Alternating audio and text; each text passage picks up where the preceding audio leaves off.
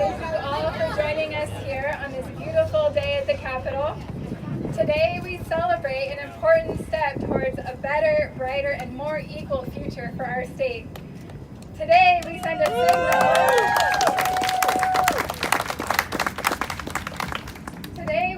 signal to Arizona's LGBTQ students, educators, and families that says no matter who you are or who you love, you are welcome, and we are proud to have you in our schools.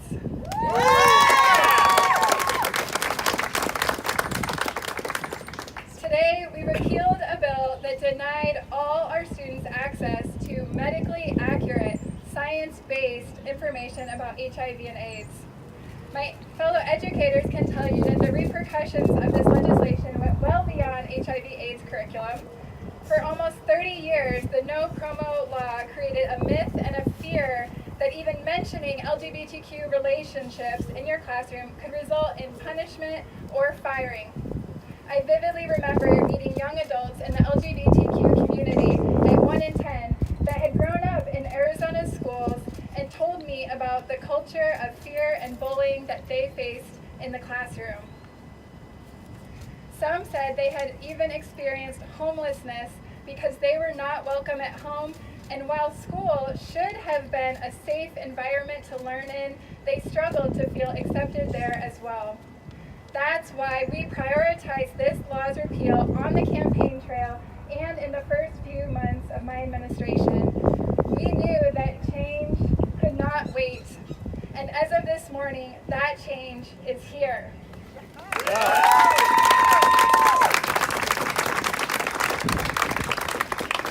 Those days of fear are now behind us. We have set a precedent for love and acceptance in our schools. This repeal would not have been possible without the long-standing work of many organizations and advocates across our state. I am grateful for their determination, courage, and unwavering hope that our schools could become places where all students feel safe and seen. Today's repeal would also not have been possible without the leadership of Senator Martin Quesada,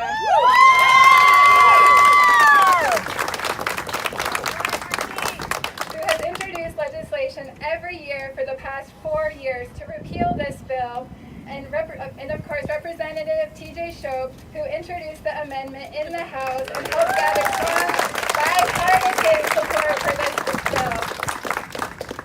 I also want to thank Senator Heather Carter for her leadership on the issue, and also Governor Doug Ducey for swiftly signing this bill into law.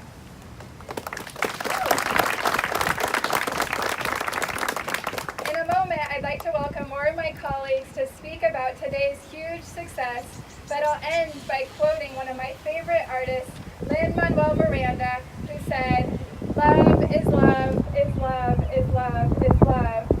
And now, Senator Quesada, I'm pleased to welcome you up to the stage. Thank you so much. How about our superintendent? None of this would have been possible without the leadership of Superintendent Hoffman. So thank you, Superintendent, for making this such a primary issue in your State of the Education speech. Just for the record, my name is Martin Quesada. I'm proud to represent the people of Legislative District 29 in Glendale and Maryville. And today, folks, the Arizona Legislature finally did the right thing and repealed an archaic, narrow-minded, and facially discriminatory statute from our books. I am thankful that the legislature and our governor finally saw the light and eliminated a law that scapegoats and stigmatizes Arizona's LGBTQ students and forced educators to not teach medically accurate information. But make no mistake, this law didn't suddenly become morally wrong overnight. This law was wrong since the day it was enacted back in 1991. It was wrong when each legislator introduced a bill over the last 30 years. It was wrong the first time I introduced this bill 4 years ago, and then the year after that, and the year after that, and the year after that. It was wrong at the beginning of this session when I asked for this bill to be heard in the Education Committee and it was blocked. It has been wrong every single day. It did not suddenly become morally wrong overnight. It has always been wrong. For nearly 30 years now, because of this law, we have failed to give our kids medically accurate information to keep them healthy, and we have failed to create a culture of inclusiveness and acceptance of who they are and the way that God made them. Today, that failure stops. But there's still a lot more work to do, and I want to emphasize this. There is a lot more work that needs to be done. There are many other discriminatory laws that are still on our books. Laws, policies, procedures, practices in our books that we have a moral obligation to fix. Laws that the courts have already said are unconstitutional, are discriminatory. So much cleanup that needs to be done. We have a lot more work to do. We have a moral obligation to fix these things. Not because it will win us political favor, not because it's suddenly popular amongst the electorate, but because it's the right thing to do. I mentioned earlier today when I was explaining my vote, Dr. Martin Luther King's quote, that the arc of moral universe is long, but it bends towards justice. Everyone, that arc may be long, but it doesn't have to be. It's up to us to bend it and force it towards justice. Our kids don't have the option of giving up, and neither do we. I'm glad we didn't give up here today. I want to thank everyone who didn't give up after all these years of fighting against this law, and thank you to everyone who helped get this done. Thank you.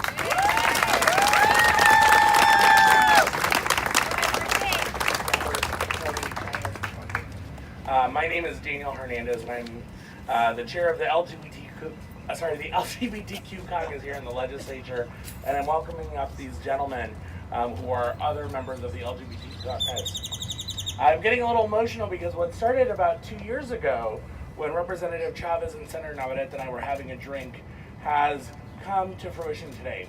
And that was creating a caucus that would be a voice for the LGBTQ community. We started with a group of 4 gay Latino men, who all happen to be Democrats, but we realized very quickly that the needs of the LGBTQ community would only be met and truly accomplished, that we had full equality and equity for all people in the state of Arizona if we brought friends and partners. So we started out with this idea, a crazy idea of forming a caucus. The caucus has now grown to 6. We have a Native American man and our 5 Latino gay men. But we recognize that the LGBTQ community is not fully represented. So at every step of the way, we've been engaging with stakeholders. We've been meeting with GLSEN, with the Human Rights Campaign, with One Community, with every single LGBTQ organization in the state and saying, what do you need? And they were clear from the beginning when we started our caucus, from 1 in 10 to Human Rights Campaign to Equality Arizona, we want to repeal No-promo-homo, and we want non-discrimination. So as we started looking at our legislative agenda as a caucus, we were very clear. These are the things that we want to fight for. People told us this was going to be impossible, that this was not something that would happen in a Republican-led legislature. And yet, despite the odds against us, we said no. We know that equality will win. The moral arc of justice, as Representative Casella said, is going to bend in our direction.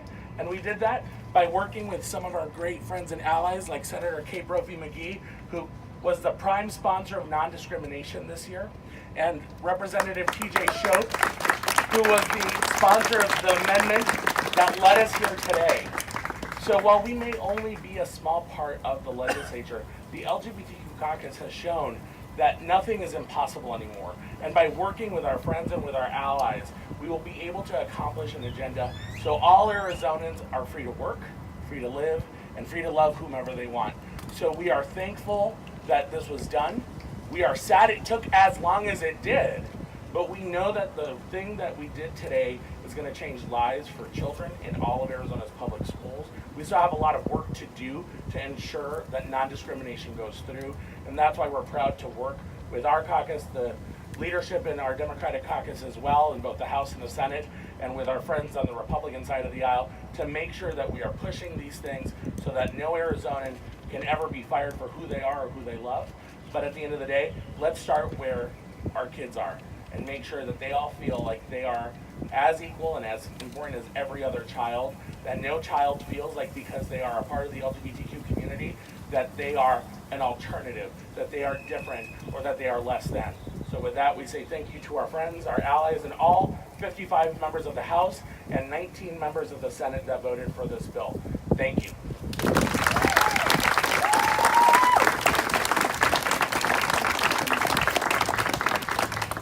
Thank you very much, Reverend T.J. Shope, Legislative District Number 8, serves the Speaker Pro Tem of the House.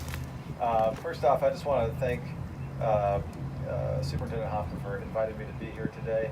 I was sharing in a text message with some of the folks who were just up here at the podium a second ago, and I said last night to them that I truly didn't feel worthy of some of the praise that I've received over the last 20 hours because obviously many people have been working a lot longer than I have, and frankly, and I've mentioned this to a few of the outlets, it wasn't until this year that I was put on the Education Committee for the first time in my 7 years here and heard Superintendent Hoffman's speech that I really even had heard of the issue in depth.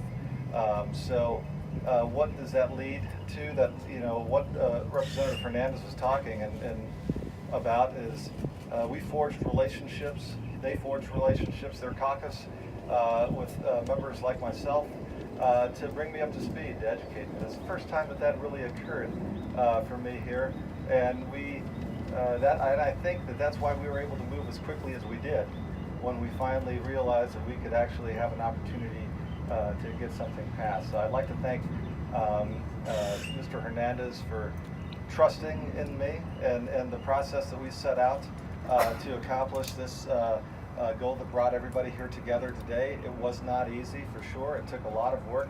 I usually joke that I don't like to start working until about 10 a.m. But I think I was starting to text people at about 6:30 in the morning yesterday when I got up talking about this thing. And we were able to get it accomplished, obviously. But I think a lot of the credit goes to my friend Mr. Hernandez, the members of his LGBTQ caucus, and obviously working in concert with each other to get this goal that has been out there for a long, long time.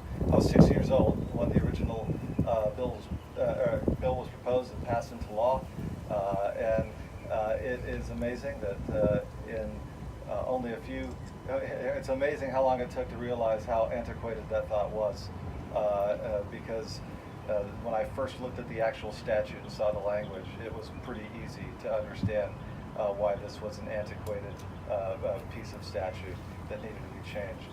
But I'd like to thank them for walking me through that process to understand and get that information. Aside from that, I'd like to thank the other members of the House who went ahead and voted for this thing, both Republicans and Democrats. I think there's one thing to take away from this today and yesterday is that when we come together to work on issues, there's nothing that we can't solve. And in a time in the year 2019 when more often than not, and I think my colleagues here know how much I despise theatrics and yelling at each other and things like that, we can actually sit down together and work on something that's positive for Arizona. We should do it more often, and I look forward to other things that we can do in the future going forward that prove to our voters who give us the trust to be here that those things are possible, because I know that folks at home oftentimes don't believe that those things are possible, and that's a shame. We need to go ahead and turn that around. So hopefully this is a catalyst to do more. Thank you.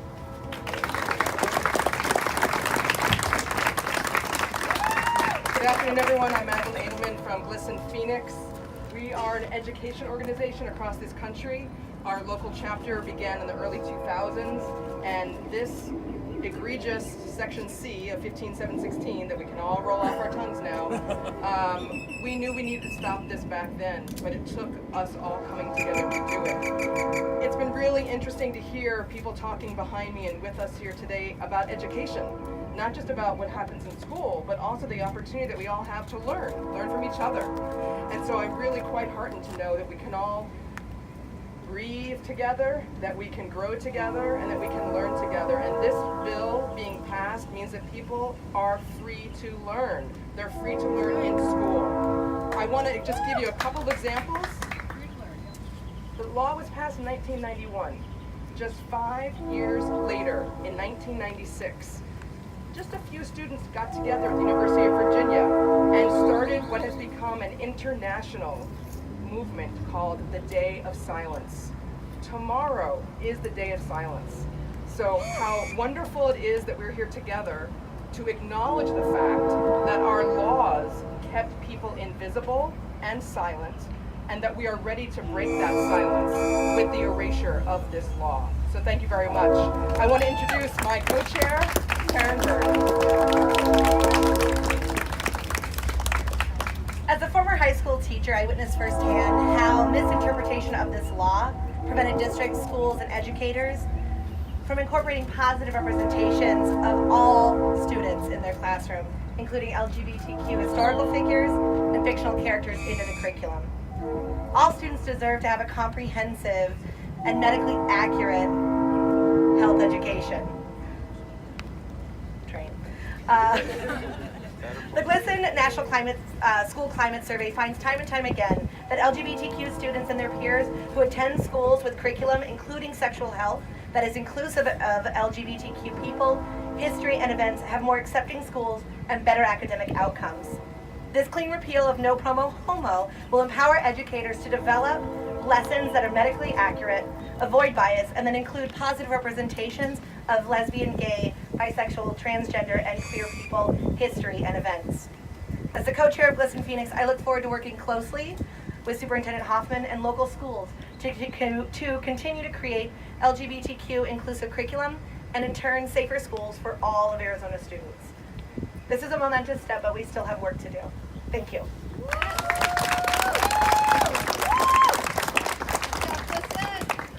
Good afternoon, I'm Jody Liggett from Planned Parenthood Advocates of Arizona. At Planned Parenthood, we believe that all people deserve high-quality, affordable health care and compassionate, non-judgmental sexual health information at every stage of life. We know how important it is to have health care and education that affirms your identity, your family, and your sexuality, as well as the ability and resources to make your own healthcare decisions with dignity. Our doors are open to everyone and anyone, no matter what. Inclusion also makes for healthier communities. Students who identify or who are perceived as LGBTQ are at greater risk of bullying and violence, especially when the state of Arizona has sanctioned that shame, as it did in this terrible statute. The role of government, especially in public education, should be to enlighten and illuminate, not degrade and shame. Students should learn that they are empowered and they have all the information they need to make smart decisions for themselves and their future. In short, that they're in the driver's seat of their own lives. For too long, Arizona has robbed students of that feeling and that sense. That's why we have been supporting this fight on the ground with folks like Equality Arizona, One Community, GLSEN, and Rita's 1 in 10 will miss everyone. Also, I want to recognize and call out the students who have for years been taking their parents to school board meetings to advocate for this and comprehensive, medically accurate, non-shaming sex education. They're not here, but they should be recognized. We are not alone. The majority of Arizonans want sex ed, health, and information policies that do not discriminate against members of their families, their friends, their faith groups, or their neighborhoods. Polling done in 2016 showed that 83% of Arizonans believe the legislature has no business passing shaming legislation for LGBTQ people. They also support, by a 2-to-1 margin, having comprehensive and inclusive sex ed in class for all kids. This is a historic step today, and it makes clear that when we work together, as we have, and step up as allies, we can and will achieve a future that is brighter. There's been a lot of talk about the arc of history today. I believe that's true. We're going to shorten it and bend it like Beckham. Thank you.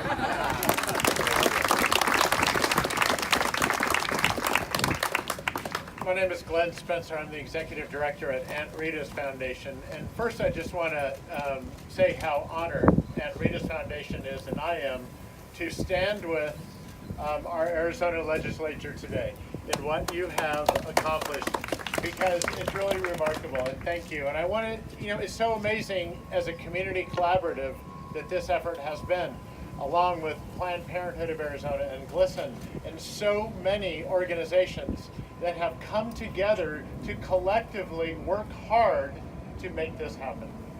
At Aunt Rita's Foundation, we're dedicated to the elimination of and suffering from HIV and AIDS.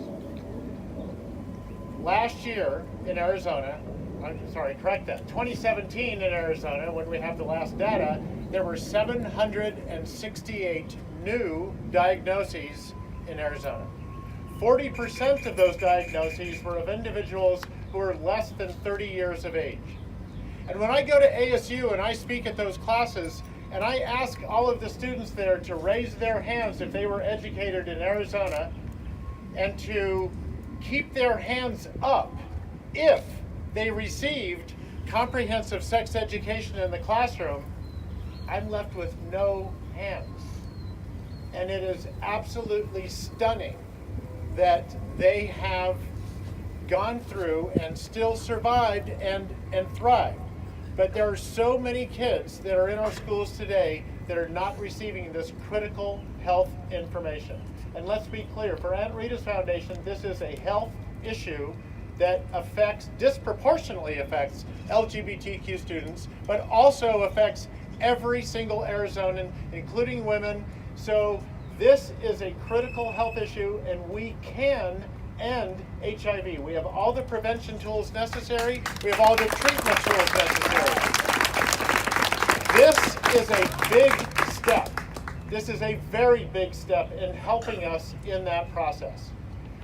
In closing, I want to recognize the thousands and probably tens of thousands of young Arizonans who have been diagnosed HIV positive while they were young because they did not receive this information. And I am so happy that now we can start to paint a new picture in Arizona to provide our children with that education that they so need. Thank you.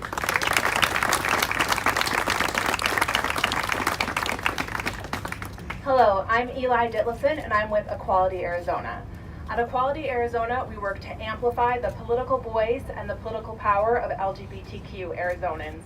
We're so grateful for the students and their parents, our national partners, Lambda Legal and the National Center for Lesbian Rights, and all of our partners here in Arizona who've been working for years to make this possible. I was talking to Maddie Edelman with GLSEN. I remember us sitting around a table 12 years ago and saying this is a legislative priority. And I'm so grateful, we're so grateful to be here today for the LGBT community to say we won't be erased in public education and to make our schools safer for all youth. Thank you so much.